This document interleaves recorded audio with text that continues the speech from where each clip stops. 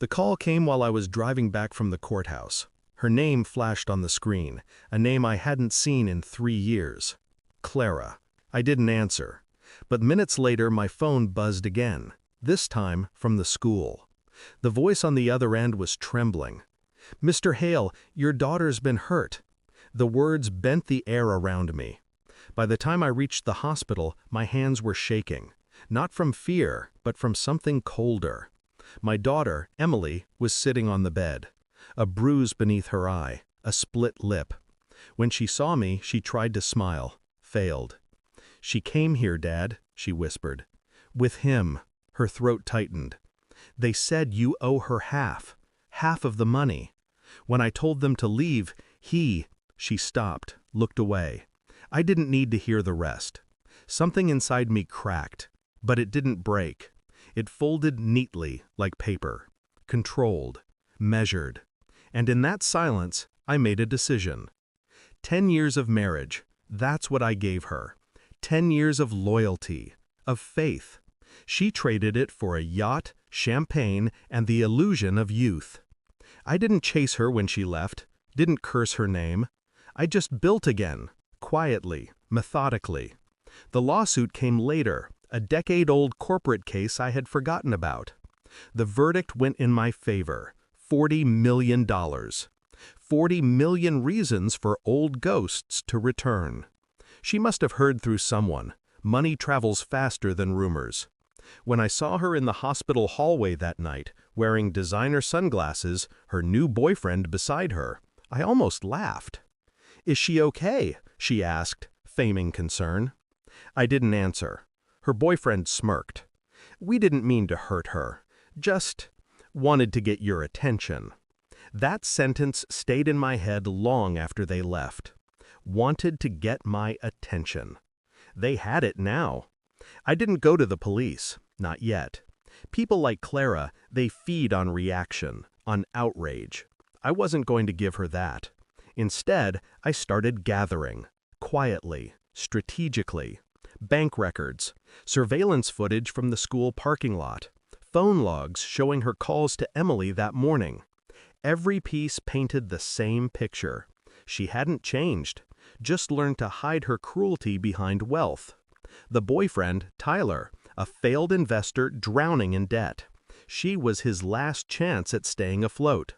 They thought I was the perfect mark, the man who once loved her enough to give her everything.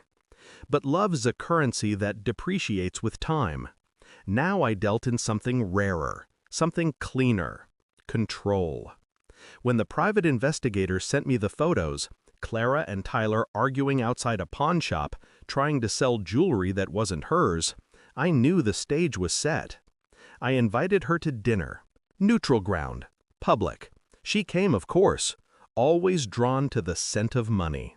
She smiled like the past hadn't happened. "You look good, David. Guess winning changes people." I watched her stir her wine. "So does losing," I said. Her eyes flickered. I slid a small folder across the table. Photos, documents, a copy of the hospital report. She flipped through them slowly. Her face drained color. You had me followed?" I didn't respond. She looked up, desperate. "David, you don't understand. Tyler is already in custody," I said. "Attempted assault on a minor. The police have the footage." Her mouth fell open. A small, sharp sound escaped her, a half gasp, half sob. The waiter approached. I waved him away. "Here's what happens next," I said. "You disappear. No calls, no visits, no contact with Emily. In exchange, I won't press charges." Her voice cracked. "You can't just erase me." I leaned back. I already did. That night, I drove her to the airport myself. She sat beside me, trembling, clutching her purse like it could save her. We didn't speak for 20 minutes. Then she whispered, "You still hate me?" I shook my head. "No. Hate requires energy." She stared out the window. "You're colder now. I learned from you." At the terminal, she turned to me, tears finally breaking through the mask. You could have ruined me, David. Why didn't you? I looked at her, really looked at her, and saw nothing. No warmth, no history, just a hollow woman who mistook cruelty for strength. Because, I said softly, I wanted you to ruin yourself. I handed her the ticket. One way, out of state. Then I walked away before she could answer. Emily's sleeping better now. The bruises are fading. Sometimes she asks why her mother never calls. I tell her the truth. Not the cruel kind, but the kind that keeps the peace. She's far away, sweetheart. Somewhere she can't hurt anyone anymore. At night, when the house is quiet, I replay everything. The years, the betrayal, the aftermath. And I realize something simple. Justice isn't loud. It's quiet, precise, surgical. It doesn't need applause. It only needs to be done. I walk to the window, watching the city lights flicker against the glass. And for the first time in years, I feel nothing.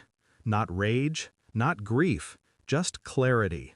I finally understand what half really means. She took half my life once. Now I've taken back the rest. Thanks for watching. Don't forget to like, share, and comment. Subscribe now to Cheating Stories Insight World for more amazing stories.